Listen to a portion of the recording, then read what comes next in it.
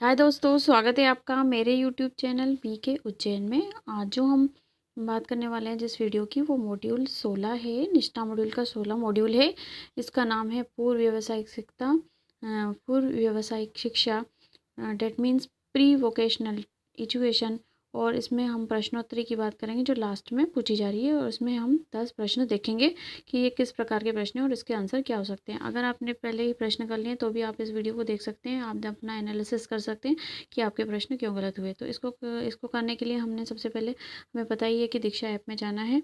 और दीक्षा ऐप में जाने के बाद आपको पता है कि निष्ठा मॉड्यूल में आपको सर्च कर निष्ठा MP नाम से आपको सर्च करना है, या फिर फ़िल्टर भी लगा सकते हैं आप, ठीक है। और यहाँ पे मैंने सर्च कर लिया। सर्च में निष्ठा MP डाला और ये MP के सारे आ जाएंगे। और अगर आप किसी और राज्य के हैं तो आप उसको निष्ठा के आगे दूसरा राज्य लिख लीजिए, ठीक है। तो हम जिसकी बात करने वाले हैं 16 मॉड्यूल की, अभी हमारा कंप्लीट नहीं हुआ है, हमारी प्रश्नोत्तरी बची थी। तो प्रश्नोत्तरी में जो है ये वाला, ठीक है, MP मापदंड पूर्व व्यावसायिक शिक्षा, इस पर आपको क्लिक करना है, ठीक है। जो लास्ट में जो प्रश्नोत्तरी हो रही है उसको करना है, लेकिन इससे पहले आपने वीडियो और PDF नहीं देखी हो तो ये जरूर देख लीजिएगा कि इसमें बहुत सारे फैक्ट दिए रहते हैं और जिसके आधार पे ही क्वेश्चन पूछे जाते हैं, जो आपको फैक्ट्स आपको बारीकी से याद करने हैं, ठीक है। इस प्रश्नोत्तरी को करने के लिए आप वीडियो और PDF जरूर देख लीजिएगा, ठीक है।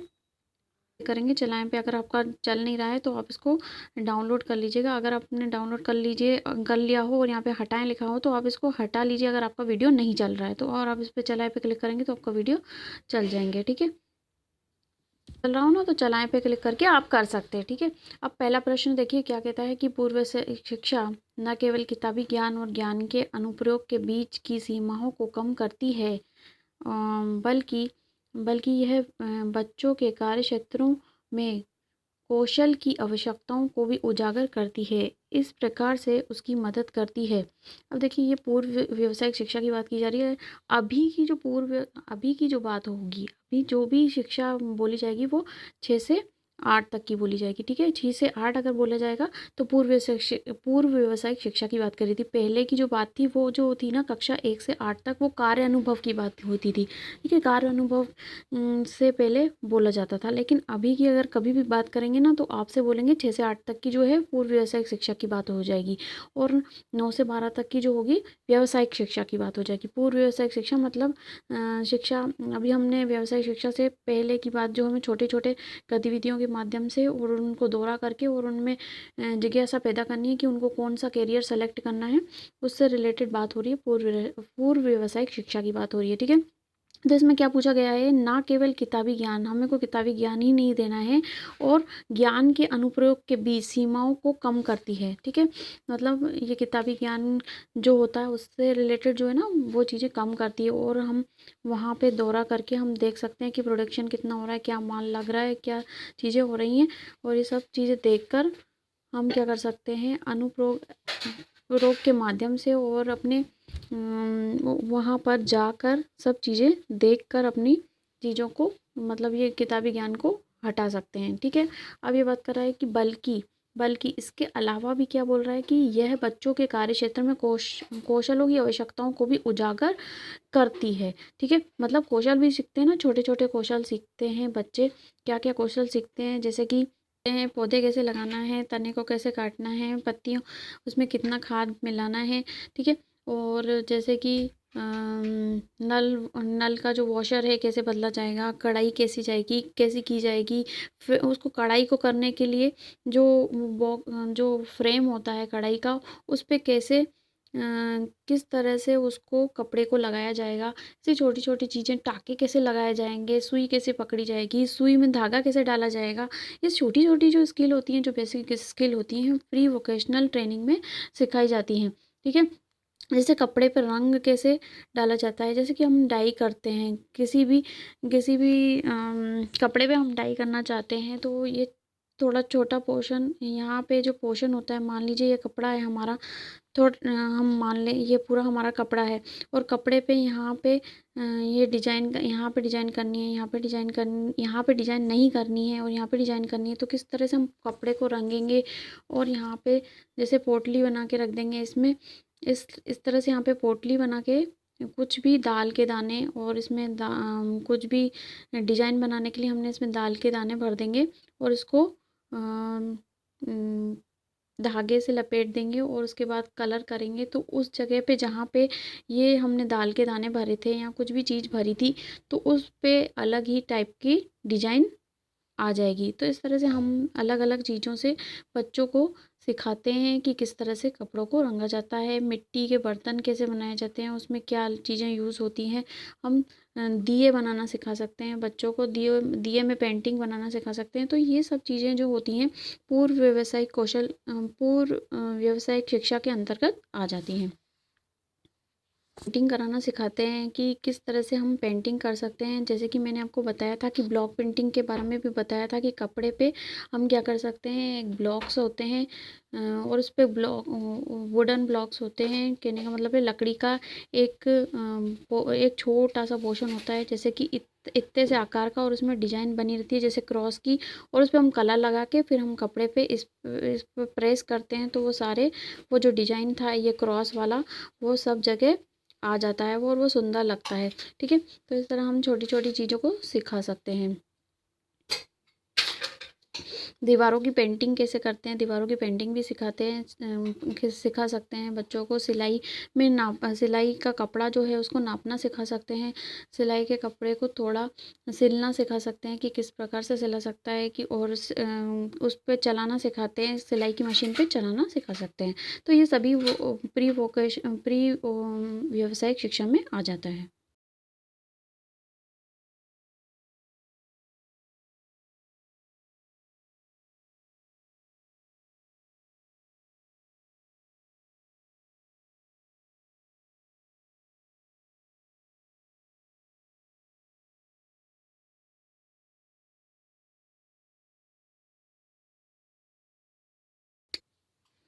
ट्यूबलाइट और बल्ब को कैसे बदलना है, हम ये ट्यूबलाइट और बल्ब को कैसे बदल सकते हैं। टीवी के जो भी सेटिंग है उसमें स्पीकर जोड़ना या सब जोड़ना, ये सब बता सकते हैं। बच्चों को इलेक्ट्रॉनिक आइटम्स के बारे में बता सकते हैं। और स्विच, घर पर अगर हम जैसे देखें कि घर पर कई भी प्रकार के डेयरी प्रोडक्ट्स होते हैं, जैसे कि पनीर कैसे बन जाता है घर पर, और दूध में अगर हम थोड़ा सा नींबू डालें और उसको करें तो ये सब पनीर कैसे बनता है, ये सब बता सकते हैं। राखी कैसे बनानी है, राखी किस तरह से डिज़ाइन की जाती है। तो छोटे-छोटे व्यवसाय जो हैं अगर हम बताएँगे गतिविधियों के माध्यम से, तो वो सीख जाएँगे और उनमें पता भी चलेगा कि कैसे कितना माल प्रयोग हो रहा है, और कैसे प्रकार से वो इमेजिन करने लगेंगे और दौरा भी करने जाएँगे, और वो उनसे इमेजिन करके सीख सकते हैं। तो हमने जो पहला क्वेश्चन पढ़ा, इसमें रोज़गार कौशल को विकसित करना, ये भी हो सकता है। भविष्य के लिए करियर का रास्ता तय करेंगे और कौशल प्रशिक्षण के लिए तैयार होंगे। ये सभी गतिविधियाँ इसमें आ जाएँगी। इसके लिए हम क्या करेंगे, सभी ऑप्शन को क्लिक कर लेंगे, क्योंकि ये सभी चीज़ें जो मैंने बताई आपको, इसमें सभी चीज़ें विकसित हो रही हैं, और ये सभी को सेलेक्ट करके हम नेक्स्ट क्वेश्चन देख लेते हैं कि क्या है। ठीक है, क्वेश्चन है इसमें, देखिए इसमें क्या कह रहा है। इस क्वेश्चन में पहले क्वेश्चन पढ़ लेते क्या है, कि ईश्वर भाई पटेल समिति 1977 ने SUPW को एक उद्देश्यपूर्ण सार्थक के रूप में विघटित किया किया डैश डैश डैश, जिसके परिणाम स्वरूप वस्तुओं या सेवाओं का काम होता है जो समुदाय के लिए उपयोगी है। तो इसका आंसर क्या हो जाएगा, मैनुअल हो जाएगा इसका आंसर। ठीक है, तो आप हमेशा ये कंफ्यूज हो जाएंगे कि ये किसने दी, वो किसने दी, ईश्वर भाई पटेल समिति क्या होती है, और महात्मा गांधी ने क्या दिया, और ये सब कंफ्यूजन वाली है। तो पहले अपन इसको समझ लेते हैं। तो SUWP, ठीक है। तो जो इसका फुल फॉर्म है वो भी याद कर लीजिए, ये जो फुल फॉर्म है ये भी आता है। तो सोशली यूजफुल,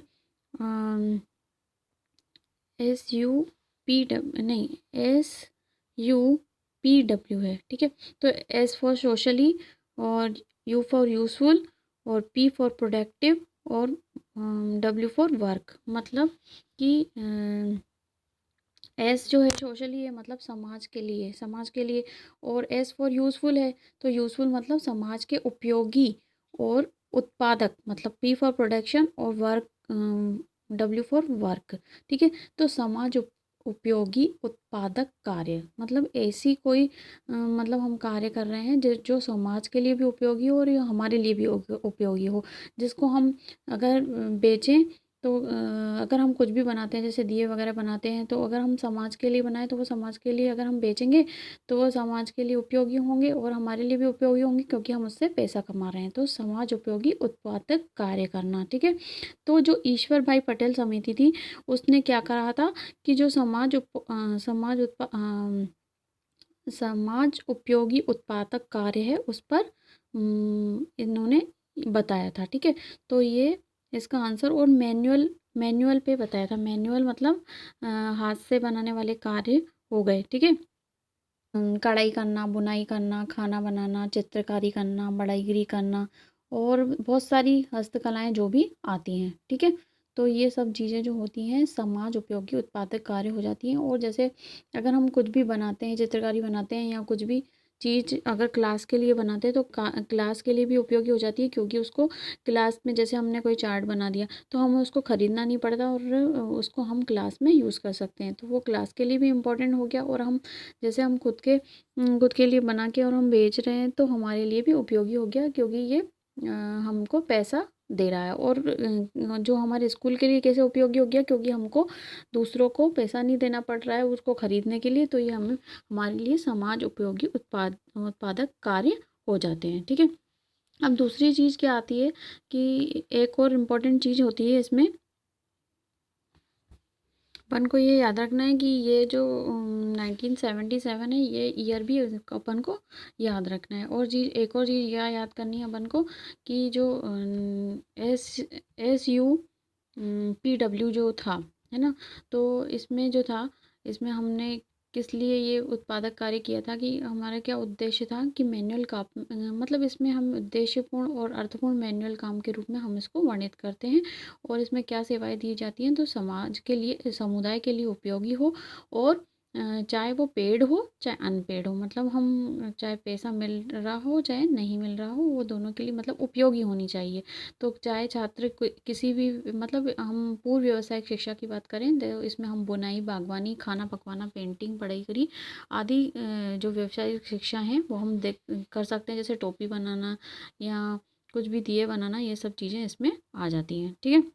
तो ये पूर्व व्यवसाय शिक्षा कार्यक्रम में सिखाई जाती हैं, ठीक है। और जिससे इन्होंने ईश्वर भाई पटेल ने बोला था। और दूसरी चीज़, एक और चीज़ पूछी जाएगी आपसे कि जो क्राफ्ट आधारित जो एक्टिविटीज़ हैं वो किसने दी थी, ठीक है। तो क्राफ्ट आधारित जो एक्टिविटीज़ थी वो किसने दी थी, गांधी जी ने दी थी, ठीक है। तो गांधी जी ने जो, अगर आपसे पूछा गया क्राफ्ट एक्टिविटीज़ किसने दी थी, तो गांधी जी ने। और किस किस सन में, तो 1937, इसका सन क्या आ जाएगा, 1937। गांधी जी की बात करें ना, उसके पहले हम कोठारी आयोग की बात कर लेते हैं। कोठारी आयोग, है ना, कोठारी आयोग ने क्या कहा था, इसकी जो रिपोर्ट थी 1964 से 66 में बोला गया था कि स्कूल में, घर में, कार्यशाला में, फार्म में, किसी कारखाने में या किसी अन्य उत्पादक स्थिति में भागीदारी, मतलब कहीं पर भी हम भागीदारी दे रहे हैं, स्कूल में दे रहे हैं, घर में दे रहे हैं, कार्यशाला में, फार्म में, किसी कारखाने में या किसी अन्य उत्पादक स्थिति में भागीदारी देना और उत्पादक कार्य के रूप में कार्य अनुभव कार्यक्रम की कल्पना की थी। अगर हमसे बोला जाएगा कार्य अनुभव की कार्यक्रम की कल्पना किसने की थी, तो कार्य अनुभव की कार्यक्रम की कल्पना उत्पादक कार्य के रूप में कोठारी आयोग ने की थी। अगर हम कार्य अनुभव की बात करें तो कार्य अनुभव होता क्या है, कार्य अनुभव मतलब वर्क एक्सपीरियंस कह सकते हैं हम इसे। मतलब हम ऐसी शिक्षा की बात कर रहे हैं जिसमें क्या हो रहा है कि वर्क भारत में विद्यालय शिक्षा के पाठ्यक्रम में कार्य अनुभव जो था, कार्य अनुभव वर्क एक्सपीरियंस एक महत्वपूर्ण और अनिवार्य स्थान है, जिसमें क्या होता है कि बालक के ज्ञान और कर्म से संसार के बीच की खाइयों का पता लगाया जाता है। मतलब कि जो गैप है, डिफरेंस है, मतलब जो सीख रहा है और बाहर की दुनिया में जो हो रहा है, उनकी गैप को पता लगाया जाता है कार्य अनुभव के द्वारा, है ना। तो इसको कार्य अनुभव को पाठ्यक्रम में सम्मिलित किया गया था। जो पहले, अगर के पहले की बात करें तो कार्य अनुभव कौन सी क्लास तक दिया जाता था, वो कक्षा 8 से 8 तक की कक्षाओं में दिया जाता था। और इसके लिए पाठ्यक्रम में इसको समावेश किया गया था 1 से 8 तक में, जिसमें क्या होता था कि बालक में स्फूर्ति, अपने पर्यावरण को समझने और अपने जीवन की क्रियाओं में भाग लेने की कुशलताओं और अनेक मूल्यों का विकास होता था। ठीक है? तो जैसे अगर हम कार्य अनुभव की बात करेंगे तो कोठारी आयोग ने क्या दिया था, कोठारी आयोग की अगर हम बात करेंगे तो कार्य अनुभव का क्वेश्चन आएगा तो हम लिखेंगे कार्य अनुभव कार्यक्रम। उत्पादक कार्य के रूप में कार्य अनुभव कार्यक्रम किसने दी थी, किसने कल्पना की थी? कोठारी आयोग ने कल्पना की थी। और अगर हम SUPW की बात करेंगे तो ये किसने दी थी? ये ईश्वर भाई पटेल समिति ने दी थी। ठीक है? और अगर हम गांधी जी की बात करें, गांधी जी ने क्या दिया था, क्या क्या दिया था? अगर गांधी जी की बात करें तो 1937 में बुनियादी शिक्षा की योजना राष्ट्र के सामने रखी गई थी, जिसमें उन्होंने कार्य को शिक्षा का एक प्रमुख और विभिन्न अंश माना था, जिसके बाद कई प्रकार की दस्तकारियाँ जैसे कताई बुनाई, बागवानी, लकड़ी का काम आदि को बुनियादी पाठशालाओं में शुरू किया गया था। गांधी जी और उनके सहयोगी जैसे डॉक्टर जाकिर हुसैन थे या मारजोरी साइकीस थे, और आरिकम रामचंद्रन और विनोबा भावे ने उत्साह से मतलब क्राफ्ट एक्टिविटीज़ को अपनाया था। क्राफ्ट एक्टिविटीज़ की बात करी जाए तो अगर क्राफ्ट एक्टिविटीज़ की बात करी जाएगी तो गांधी जी ने और ईश्वरलाल पटेल समिति ने क्या दिया था, SUPW। और अगर एक और मैंने चीज़ बताई आपको, जो दूसरी चीज़ बताई वो क्या बताई की बात करें, अगर वर्क एक्सपीरियंस की बात करें तो कार्य अनुभव की बात कौन करता है? कोठारी आयोग। तो कार्य अनुभव की बात करता है कठोरी आयोग, क्राफ्ट एक्टिविटीज़ की बात करते हैं गांधी जी, और SUBW की बात करता है ईश्वर भाई पटेल समिति। ठीक है? तो अब ये समिति की समझ गए होंगे और इसके जो सन है वो भी याद रखने हैं आपको। जो कोठारी आयोग है उन्होंने रिपोर्ट पेश की थी 1964 से 66 के बीच में। ठीक है? ये 64 के बीच में। और जो क्राफ्ट एक्टिविटीज़ थी उनका भी सन आपको याद रखना है, और याद रखना है 1937। ठीक है? और क्राफ्ट एक्टिविटीज़ के अलावा SUP का भी सन याद रखना है 1977। तो ये सारी चीज़ें आपको याद रखना है, ये क्योंकि एग्जाम में आपको कंफ्यूज करेंगी और बार बार आपसे पूछी जाएंगी। ठीक है? कोठारी आयोग ने जो दिया था उत्पादक कार्य के रूप में कार्य अनुभव कार्यक्रम जो दिया था उसको क्या बोलते हैं? OWEP भी बोलते हैं। ठीक है? OWEP भी बोलते हैं, ये आपसे पूछा जा सकता है तो ये आप भी याद रख लीजिए। ठीक है? तो इसका आंसर क्या हो जाएगा? मैनुअल। फिर नेक्स्ट क्वेश्चन देख लेते हैं। नेक्स्ट क्वेश्चन क्या कहता है? नेक्स्ट क्वेश्चन कहता है कि भारतीय शिक्षा आयोग को हंटर कमीशन 1882 के नाम से भी जाना जाता है, जिसमें कहा गया है कि विश्वविद्यालय के पाठ्यक्रमों में प्रवेश परीक्षा के लिए छात्रों को तैयार करने के पहले 2 विशिष्ट धाराएं होनी चाहिए, और इसकी इस पे हम क्लिक कर लेंगे और बड़ा करके देख लेंगे, और इसकी डैश व्यवसाय के लिए। ठीक है? तो इसको छोटा कर लीजिए फिर से क्लिक करके। तो ये किसके लिए था? व्यवहारिक। ये भी आपको स्टेटमेंट आपको याद रखने पड़ेंगे। ठीक है? तो ये भी पूछा जा सकता है कि भारतीय शिक्षा आयोग को क्या बोला जाता है? भारतीय शिक्षा आयोग को हंटर कमीशन के नाम से जाना जाता है। ठीक है? और ये कौन से ईयर में अगर पूछा जाएगा तो ये भी आपको याद रखना है कि 1882 के टू में हुई थी ये हंटर कमीशन की। कब हुआ था? 1882 की बात है। ठीक है? जाना जाता है और उसको ये पूछा जाएगा। ठीक है? और अब विश्वविद्यालय की बात करी जा रही है तो विश्वविद्यालय पाठ्यक्रम की बात जब भी आएगी तो आपको क्या याद रखना है? आपको याद रखना है हंटर कमीशन के बारे में आपको याद रखना है। ठीक है? और भारतीय शिक्षा आयोग को भी विश्वविद्यालय के पाठ्यक्रम से जोड़ा गया है, ये आपको याद रखना है। ठीक है? तो इसमें प्रवेश परीक्षा के लिए तैयार किया जाता है छात्रों को, और 2 विशिष्ट धाराएं होनी चाहिए, और ये किसके लिए होती है? व्यवहारिक शिक्षा के लिए होती है, व्यवहारिक व्यवसाय के लिए होती है। बस आपको यही याद रखना है। ठीक है? तो ये स्टेटमेंट आपको याद रखना है। नेक्स्ट क्वेश्चन देख लेते हैं। नेक्स्ट क्वेश्चन क्या कहता है?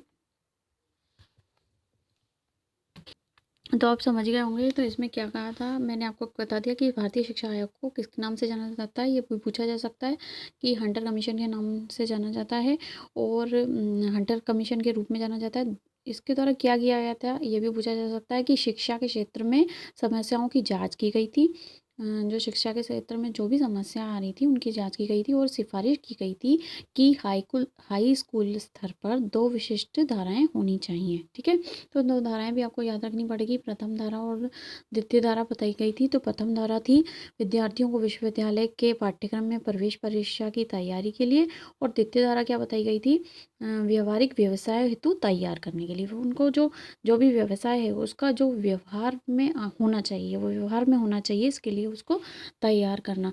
ऐसा नहीं कि हम कोई भी जैसे जो भी हम गाड़ियों का कार्य सिखा रहे हैं, मतलब उसके ऊपर ऊपर की मतलब विज्ञान की नॉलेज देती कि ये होता है, ये वो होता है, पहिया होता है, ये जो होता है, लेकिन उसको कार्य करना नहीं आता। तो इस तरह से ये क्या बात कर रहे थे, दो चीज़ों की बात कर रहे थे विश्वविद्यालय स्तर पर। पहले तो विद्यालयों को तैयार करना, और दूसरी दूसरी जो धारा थी उसमें क्या कर रहा था, व्यवहारिक व्यवसाय के पाठ्यक्रम में हेतु तैयार करने की बात की गई थी। ठीक है, नेक्स्ट क्वेश्चन देख लेते हैं। नेक्स्ट क्वेश्चन क्या कहता है, शिक्षा का व्यावसायिक विकास देश और बुनियादी तकनीकी कौशल के साथ साथ उच्च माध्यमिक स्तर पर स्कूली शिक्षा के वर्षों के दौरान सामान्य शिक्षा के विकास का प्रावधान है, और इसके लिए माध्यमिक स्तर बड़ा करके देख लीजिएगा, स्तर के बाद व्यक्तियों को रोजगार में वृद्धि करना और उन्हें रोजगार के अवसर के लिए तैयार करना।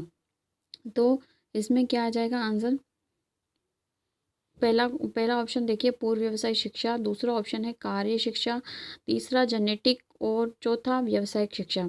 तो शिक्षा का व्यावसायिक विकास डैश और बुनियादी तकनीकी, मतलब जो शिक्षा का व्यवसाय विकास है, फिर यहाँ पे डैश छोड़ दिया, फिर बुनियादी तकनीकी कौशल के साथ साथ, जो बुनियादी तकनीक मतलब बेसिक स्किल तो है ही है, साथ में उसमें उच्च माध्यमिक स्तर पर बता रहे हैं कि स्कूल शिक्षा के वर्षों के दौरान जब भी हम उच्च शिक्षा में स्कूल में पढ़ रहे होते हैं तो सामान्य शिक्षा के विकास का प्रावधान है, और इसके लिए माध्यमिक और माध्यमिक की भी बात कर दी। पहले तो माध्यमिक स्तर की बात करी, फिर माध्यमिक स्तर की बात करी कि माध्यमिक स्तर पर रोजगार में वृद्धि करना है और रोजगार के अवसर के लिए तैयार करना है। तो शिक्षा का व्यावसायिक विकास जेनेटिक हो सकता है, मतलब जेनेटिक मतलब जो पहले से सीखे रहते हैं ना, जो जिनके पापा जो कार्य करते हैं और उसके जेनेटिक में होता है, और बाकी चीज़ें बाकी स्कूलों में हो जाती हैं। उच्च उच्च माध्यमिक पे क्या हो जाएगा, सामान्य शिक्षा के विकास का प्रावधान हो जाएगा, और माध्यमिक पे रोजगार की में वृद्धि हो जाएगी। तो इस तरह से ये जेनेटिक मतलब जो पहले से मतलब है, और उसके अलावा जो स्कूलों में सीखा जाएगा, तो इस तरह से ये पूरी तरीके से तैयार हो जाएगा बच्चा। तो इसका आंसर हो जाएगा थर्ड वाला। ठीक है, अब नेक्स्ट क्वेश्चन को देख लेते हैं। नेक्स्ट क्वेश्चन क्या कहता है, कार्य अनुभव को डैश के रूप में जाना जाता है।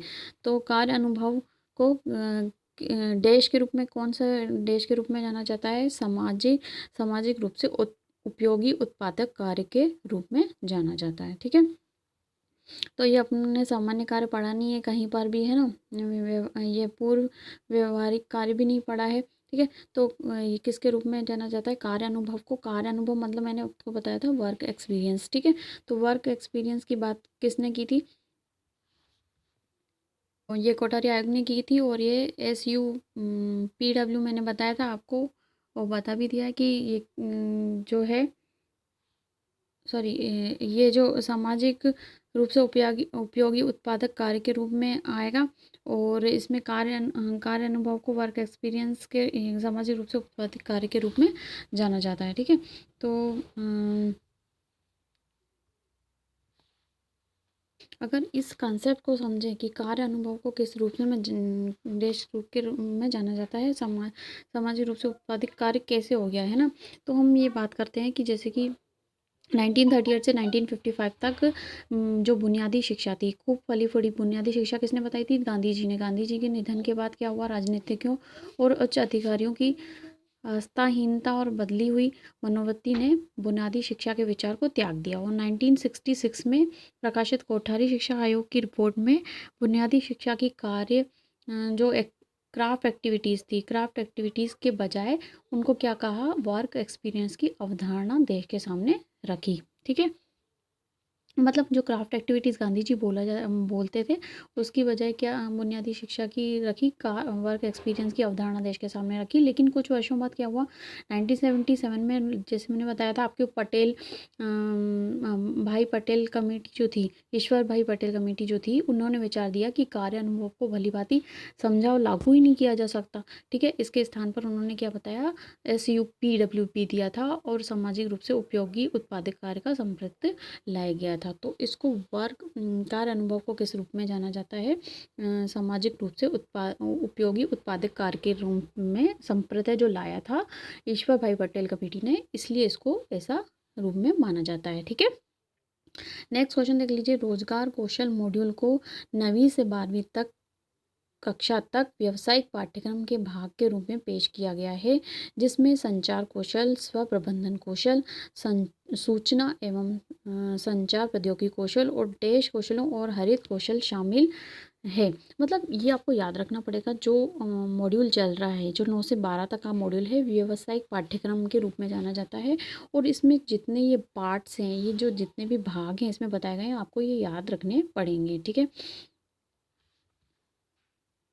वह अधिगम आधारित परिणाम, मतलब व्यावसायिक पाठ्यक्रम में जो होता है, व्यावसायिक पाठ्यक्रम में सीखने के परिणाम पर आधारित है।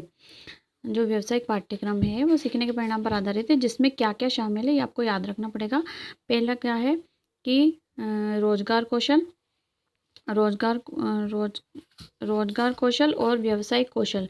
रोजगार कौशल मॉड्यूल में वो रोजगार कौशल जो मॉड्यूल है उसमें क्या क्या शामिल है, उसमें रोजगार कौशल जो रोजगार होता है, जिसमें रोजगार दिया जाता है, तो उसमें संचार कौशल, स्व प्रबंधन कौशल, सूचना और संचार प्रौद्योगिकी कौशल, उद्यमिता कौशल और हरित कौशल। ये आप स्क्रीनशॉट ले लीजिएगा इसका और आप इसको याद रख लीजिए, चाहे तो आपके मॉड्यूल में भी होगा, आप उसको याद कर लीजिएगा। ठीक है, तो दो प्रकार के, मतलब जो व्यावसायिक पाठ्यक्रम है सीखने के परिणाम पर आधारित है, जिसमें शामिल है रोजगार कौशल और व्यावसायिक कौशल। और रोजगार कौशल में जो ये हैं, ये सारे चीज़ें कौशल शामिल होते हैं। ठीक है, तो आपको ये याद रखना है। और ये अगर एक एक भी उल्टा सीधा दे देंगे, या संचार कौशल की जगह कुछ और दे देंगे, संचार कौशल की जगह कोई और कौशल आपको दे देंगे, तो आपको उसको पहचानना रहेगा। इसको एक भी गलत कर दिया तो आपको उसको पहचानना रहेगा कि कौन सा गलत है। इन चारों को दे दिया और एक कौशल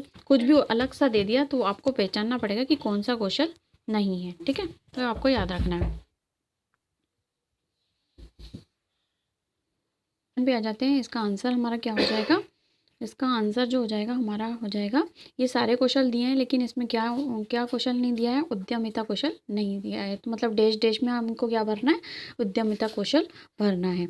नेक्स्ट क्वेश्चन देख लेते हैं। नेक्स्ट क्वेश्चन क्या कहता है, महात्मा गांधी 1937 में कहा था कि मैनुअल और डैश कार्य को परीक्षा में जगह मिलनी चाहिए। अब देखिए महात्मा गांधी जी की फिर से बात आ गई। महात्मा गांधी जी ने कब कब दी थी बुनियादी शिक्षा की बात कब कही थी, 1937 में की गई थी। फिर ये आपको याद रखना है। और मैनुअल और किस पर बताया गया था, उत्पादक कार्य को परीक्षा में जगह मिलनी चाहिए, उन्होंने ये कहा था। नेक्स्ट क्वेश्चन में देखिए, शिक्षा पर राष्ट्रीय नीति डैश डैश डैश ज्ञापित है कि व्यावसायिक शिक्षा के व्यवस्थित, सुव्यवस्थित एवं कठोरता से लागू कार्यक्रमों की शुरुआत प्रस्तावित शैक्षिक पुनर्गठन में महत्वपूर्ण है। तो कौन सी ये जो स्टेटमेंट है ये आपको याद रखना है, पूरा स्टेटमेंट जो है आपको याद रखना है। और कौन सी शिक्षा नीति में ये स्टेटमेंट कहा गया था, 1968 में कहा गया था।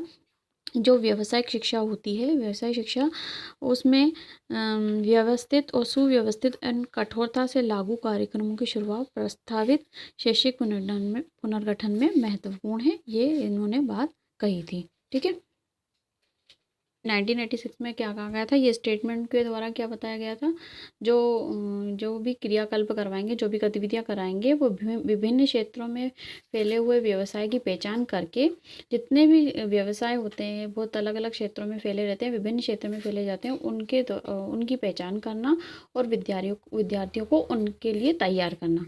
बस इसका ये मतलब स्टेटमेंट का ये मतलब हो रहा है, मतलब व्यवस्थित और सुव्यवस्थित एवं कठोरता से लागू कार्यक्रम की शुरुआत प्रस्तावित शैक्षिक पुनर्गठन में महत्वपूर्ण है। मतलब हम जो भी व्यवसाय की पहचान कर रहे हैं और उसको अच्छे से बताना, ठीक है। तो जो स्कूलों में व्यावसायिक शिक्षा की शुरुआत करने की आवश्यकता पर प्रकाश डालते हुए नीति दस्तावेजों में ये उल्लेखित किया गया था कि व्यावसायिक शिक्षा एक पृथक धारा होगी जिसका उद्देश्य क्रियाकलापों के लिए विभिन्न क्षेत्रों में फैले हुए व्यवसायों की पहचान करके विद्यार्थी को तैयार करना है, ठीक है। और इसके पाठ्यक्रमों को माध्यमिक स्तर के बाद उपलब्ध कराया जाएगा, ठीक है। और लेकिन योजना को लचीला बनाते हुए उन्हें 8वीं के बाद भी उपलब्ध कराया जा सकता है। इसलिए हमने आजकल क्या हुआ है कि पूर्व व्यावसायिक शिक्षा चालू की गई है और 6 से 8वीं तक की जो शिक्षा है अब हम देना शुरू कर रहे हैं, ठीक है।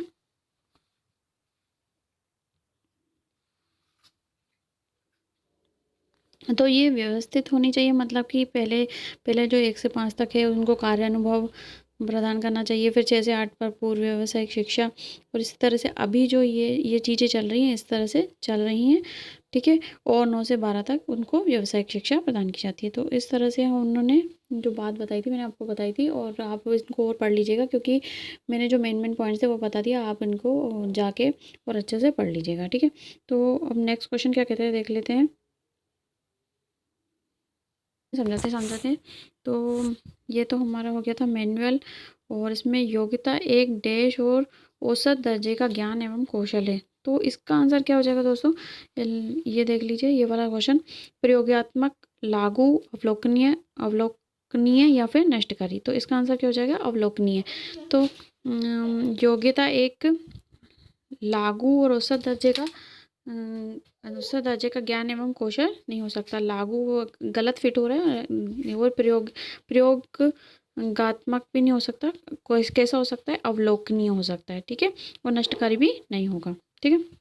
कार्य अनुभव को मैंने बता दिया कि बाद में इसको क्या कहा जाने लगा, सामाजिक रूप से उपयोगी उत्पादक कार्य के रूप में जाना जाने लगा। वर्क एक्सपीरियंस को SUPW के नाम से जाना लगा बाद में। और पूर्व व्यावसायिक शिक्षा सभी की आ गई, और महात्मा गांधी में मैनुअल और उत्पादक कार्य। और 6 से 8, अब ये पूर्व व्यावसायिक शिक्षा को 6 से कब तक माना जाता है, 8वीं तक माना जाता है। और राष्ट्रीय शिक्षा नीति में ये कहा गया था स्टेटमेंट। और ये जो इतने सारे कौशल थे इसमें उद्यमिता कौशल शामिल था।